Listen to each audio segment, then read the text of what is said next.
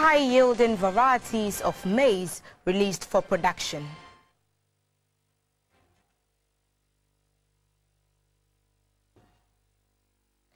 Agricultural sector to get $38 million boost from U.S. government.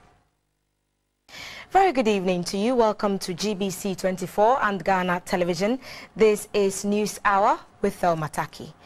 The National Variety Release and Technical Committee has released new varieties of maize for production. The new varieties mature between 90 and 110 days and are said to be nutritious, high-yielding and resistant to striga, a major viral disease that affects maize crops in the West African sub-region.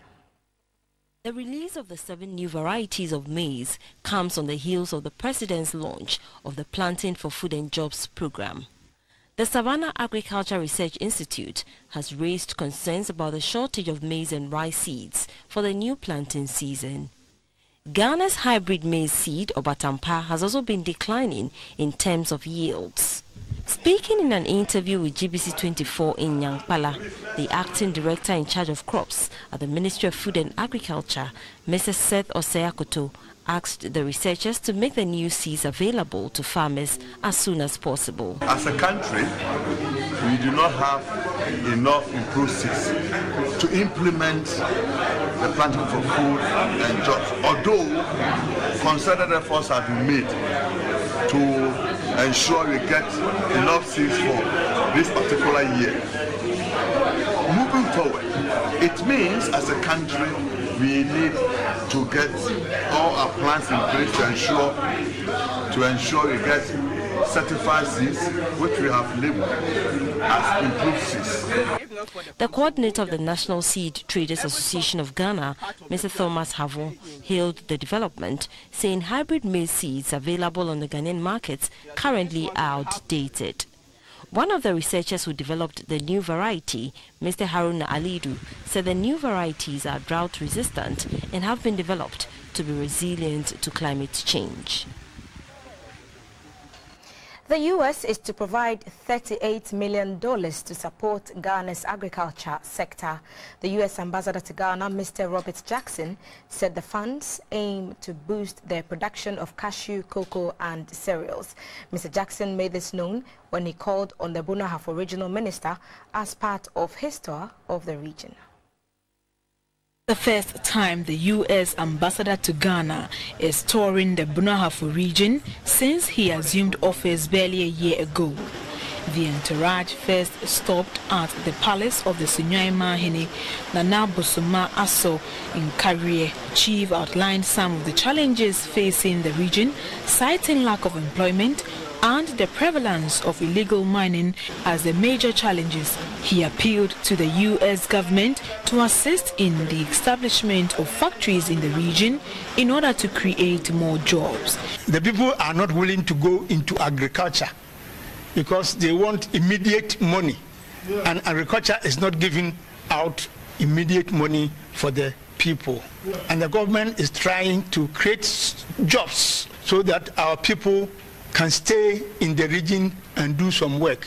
The ambassador earlier interacted with the leadership of the Environmental Protection Agency, where the regional director, Dr. Francis Nyabenu, urged the U.S. government to resource the state to deal with illegal mining. Mr. Robert Jackson also visited some institutions that have received funding from the U.S. government in the Techiman municipality. They are the Sahel Grain Company and the Holy Family Hospital Nursing and Midwifery Training School. In a meeting with the General Minister, Mr. Kweku Asumachremi, Mr. Jackson said the U.S. government is supporting the agriculture sector in diverse ways, including the development of improved seed variety. Ahead of May Day tomorrow, the Minister for Employment and Labour Relations, Mr. Ignatius Bafwewa, says Cabinet is working on an occupational safety and hazard bill to be presented to Parliament to protect workers against injuries and preventable death. He said the safety of workers and workman compensation for injuries at work are important issues that government hopes to pursue seriously. Every year, millions of workers worldwide get injured in their line of duty, while others lose their lives. Some of the incidents, according to health and safety experts, are preventable. Data from the Department of Factories Inspectorate shows that workplace accidents is low worldwide, and especially in Ghana, because employers and employees do not report such incidents. It is for this reason that the World Day for Safety is focusing on the collection and use of occupational safety and health data. There is going to be a dual reporting, Labour Department and Factories Inspectorate, that you cannot go through your compensation process without submitting the notification form to Factories Inspectorate and Labour Department at the same time. The Ochihini Osaji Famwita for repaying called for strict implementation of occupational safety and health laws. The whole Eastern region has 4 inspectors seeing whether the miners, whether legal small-scale miners or galamsey miners are doing the right thing for. But more importantly, when it got involved and called the inspectors, 2 of them were drunk. So those who have been charged, been paid to protect us and our property, to give a safe environment, those who have done it because they omitted their responsibility, or those who did it because they committed a mistake, are still walking around doing the same thing as I speak right now. The Minister for Employment and Labour Relations, Mr. Ignatius Bafuiwa, said Cabinet is working on an occupational safety and health bill to ensure that workers are fully protected and accidents in workplaces minimized. Initially, the thinking was that let's limit it to the factory level, but issues about the occupational health and safety goes beyond even the factory level. I was talking about a safety plan for organizations. Those things were initially not in the bill, but we are now broadening the scope to include aspects which earlier on we had not even thought of including. Workplace accidents in the industrial city of Tema have been rampant, and authorities say education and continuous inspection will go a long way to curb such incidents. Pope John Senior High School and Minor Seminary has launched its 60th anniversary celebrations in Accra. In his reflections, an old student of the school, Most Reverend Charles Palmer Buckle, noted that teachers must not only impart knowledge but guide the student to find a niche in life. The celebration is scheduled for the 21st of January 2018. The Pope John Senior High School and Minor Seminary will turn 60 on the 21st of January 2018. The student population is 1,700 boys, with 36 in the Minor Seminary. The school boasts 80 ordained priests and other top professionals. The first and current headmistress of the school, Mrs. Benedicta Foley, outlined some achievements but also said infrastructure were lacking in the school. A former diplomat, also an alumnus, Ambassador Yao Ejay, spoke about leadership. Through their leadership skills, Pojobes have contributed to shaping the society and the nation at large for the good of all of us. My call, therefore, is for Pojobes and all stakeholders to support the prefectorial system which the school has to enable it to function effectively through student participation and the various clubs and associations that allow them to cultivate leadership skills. The Metropolitan Archbishop of the Archdiocese of Accra, Most Reverend Charles Palmer Buckle, had a piece of advice for Ghanaians. Africa is ready to take off if we shall be time conscious, if we shall be self-disciplined. One of the things that Ghana needs are people who have a certain sense of time consciousness. The Old Students Association has tasked itself with projects to mark the 60 years anniversary celebrations. The major ones are basketball court and beautification of the school. To kickstart these, The Director General of GBC, Dr. Kwame Ekufuanof Nto, who is also an old student of the school, launched a fundraising. The logo for the 60 years anniversary celebrations was designed by alumni Yaira Lawe, GBC24, Accra. The Methodist Bishop of the Accra Red Church, Right Reverend Emmanuel Ayi, has admonished Ghanaians to cultivate the right attitude as every action has consequences. He was speaking at a Thanksgiving service to climax a week-long activities organized by the GBC Ladies Association.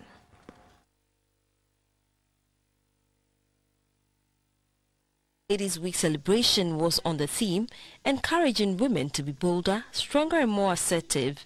The celebration started with a clean-up exercise on the premises of GBC and a cooking competition. The Thanksgiving service was to offer praise to God for a successful celebration.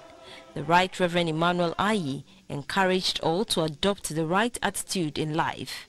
The Deputy Director General, Mrs. Francisca Shito-Duntun, was honored with a citation for her contribution to the association as a life patron and also using her position to inspire women to greater heights.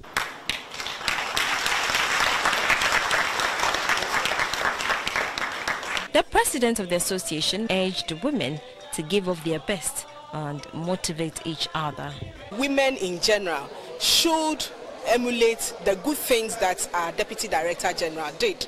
We also want to thank management for giving us the support, the moral support, and then every other support they gave us. We want to thank them for that, especially the Director General, for also being a part of our celebration. And still on that celebration, members of the Ghana Broadcasting Corporation Ladies Association in Sunyai have been educated on stress management and depression. The event, which forms part of activities marking the association's week-long celebration, was held in Sunyai. A team of health experts from the psychiatric department of the Bunahafu Regional Hospital provided health tips on staying healthy, avoiding stress and depression.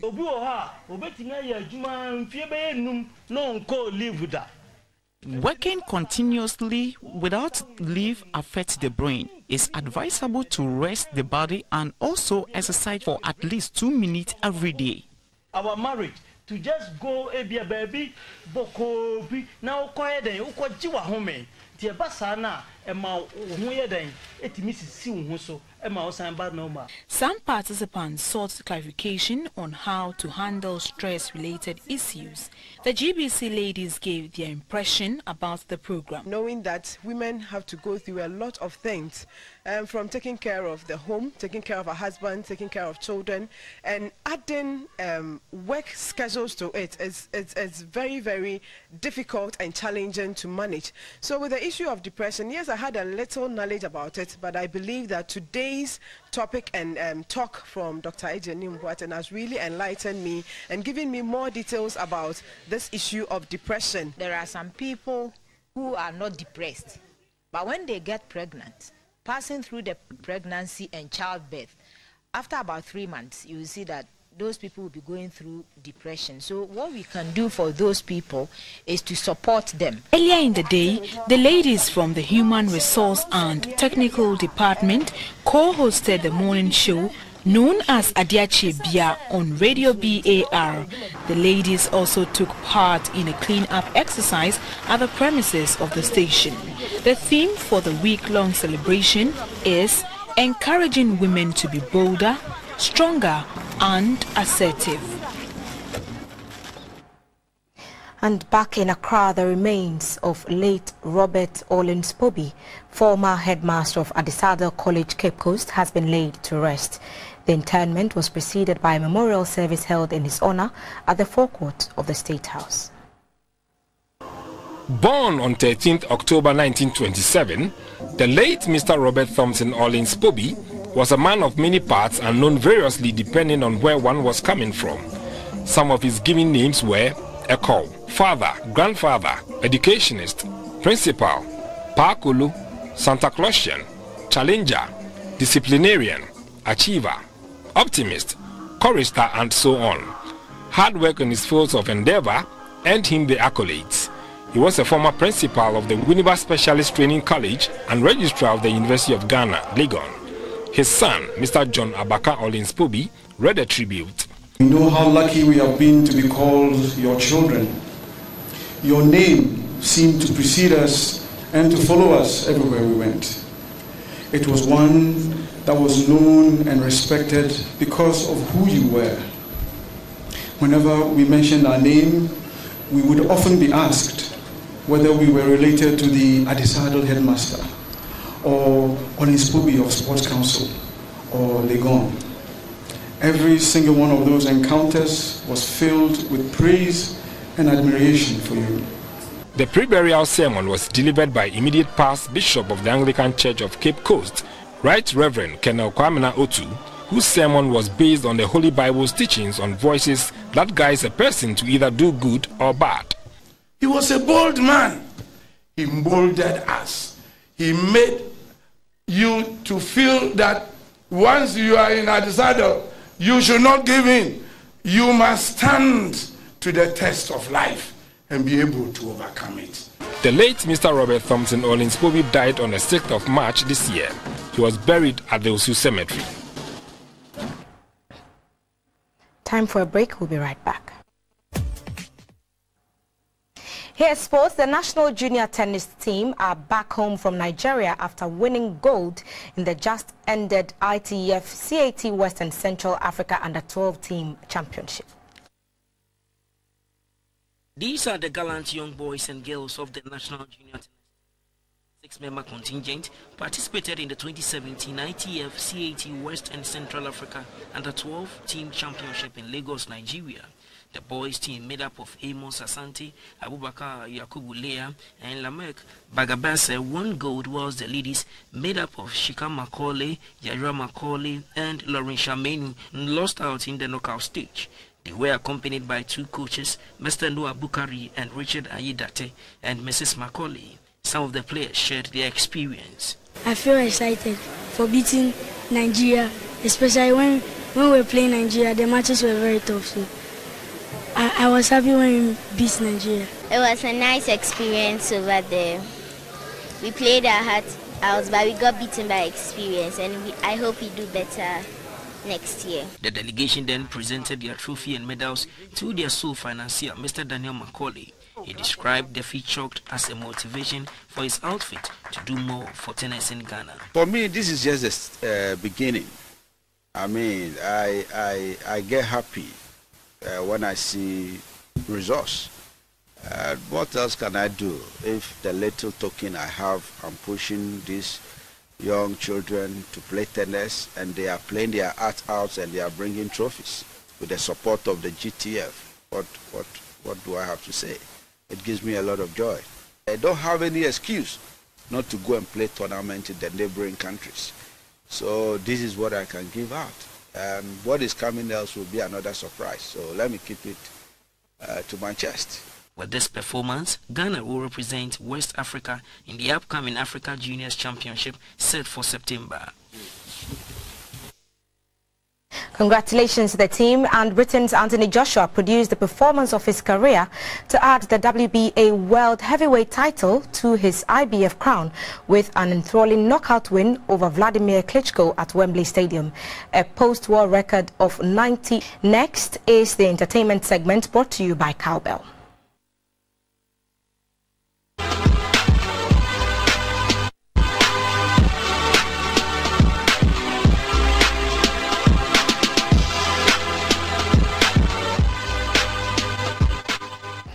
Gospel musician Celestine Donko is all set with the annual Celestial Praise. The concert will bring all gospel music lovers to worship and praise God. The segment was brought to you by Cowbell. Now to end the news, the main point again. The National Variety Release and Technical Committee has released new varieties of maize for production. The new varieties mature between 90 and 110 days. They are also said to be nutritious, high-yielding and resistant to striga, a major viral disease that affects maize crops in the West African sub-region.